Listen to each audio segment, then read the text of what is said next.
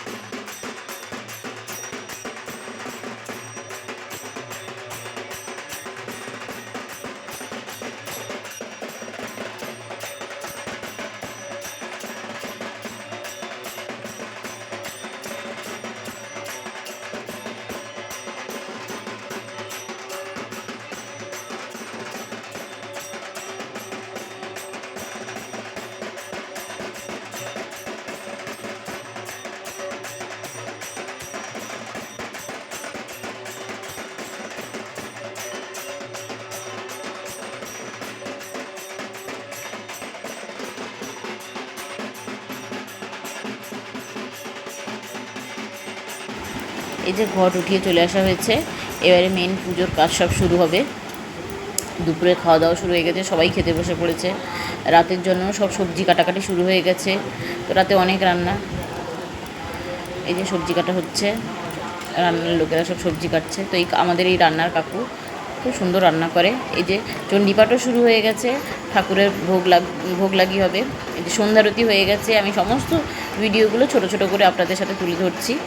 এই সন্ধ্যারতি হচ্ছে, অনেকে এসেছে, তো আমি পুরো ভিডিওটা ভালো করে দেখাতে পারছি না। দাদারা ঢাক বাজাচ্ছে, তারপরে নগর কীর্তনের দাদারা সব এসে মানে কীর্তন করছেন।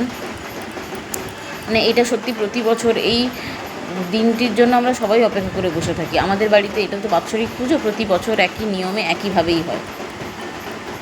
আর অনেক লোকজন আসে, অনেক আত্মীয় স্বজন, তো সত্যি এই দিনটি খুবই ভালো লাগে এবং মানে সবার সাথে দেখা হয়ে খুব আনন্দ হয়। আর সবাই এই মায়ের পুজোতে আসতে মানে আসার জন্য উদগ্রীব হয়ে থাকে।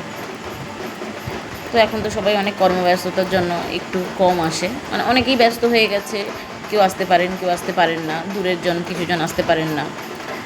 তো তাও এই মায়ের পুজো আমাদের বরাবর, আমি ছোটোবেলা মানে আমার জন্মের আগে থেকেই পুজো হচ্ছে। তো সত্যি পুজোটাই যেন আমাদের কাছে দুর্গাপুজোর মতো।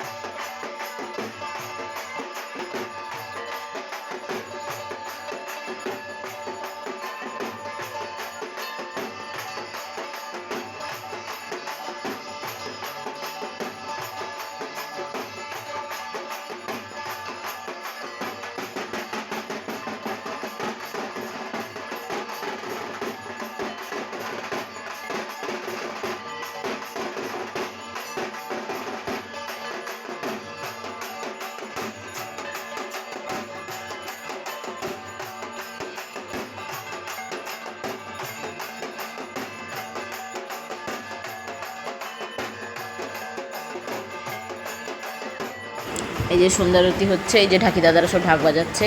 তো এবারে বাতাসা হরিলোট হবে, যার যার ওজনের বাতাসা হরিলোট হয় এখানে। তো রাত্রিবেলা আমাদের আরও একটি পুজোর নিয়ম আছে, শ্মশান বসান হয়। তো এই যে মায়ের সামনে সমস্ত আলো নিভিয়ে সবাই জেগে থেকে, মানে সবাইকে জেগে থাকতে হয় এবং ওই নবকীর্তনের দাদারা ওনারা ভক্তিগীতি গান করেন। তো এটা সত্যি খুবই মানে একটা মানে এই দৃশ্যটা খুবই সুন্দর এবং এই দৃশ্যটা দেখলে গায়ে যেন কাঁটা দিয়ে ওঠে। মানে ঠাকুরের সামনে ঠাকুরের ভক্তিগীতি এবং ঠাকুরের ভর হয় এখানে। তো ভিডিওটা ভালো লাগলে সবাই শেয়ার করবেন আর লাইক করবেন। তো আজকে বেশি কিছু আর বলছি না, ভালো করে ভিডিওটা দেখুন। আজকের মতো নমস্কার। আর পুরো আমি রাতের মেনুটা আমি দিতে পারলাম না, তো খুব সুন্দর সুন্দর আইটেম হয়েছিল। তো তার মধ্যে আজকে এই বছর একটা নতুন আইটেম হয়েছিল চিলি কচু, যেটা আমি মানে প্রথম আমার বাবার বাড়িতে খেলাম। তো খুবই সুন্দর হয়েছে, সবাই খুব ভালো বলেছে এবং পুজোটা সারা দিন খুব ভালোভাবে কেটেছে। তো এরপরে আমি আর বলছি না কিছু, এরপরে ঠাকুরের বিসর্জন মানে পরের দিন সকালবেলায় ঘট ভাসানো হচ্ছে এবং ভাসানো হবে এবং রাত্রিবেলায় প্রতিমা বিসর্জন হবে। প্রতিমা বিসর্জনের ভিডিওটা আমি দিতে পারলাম না, কিন্তু ঘট ভাসানোর ভিডিওটা আপনাদের সাথে শেয়ার করেছি।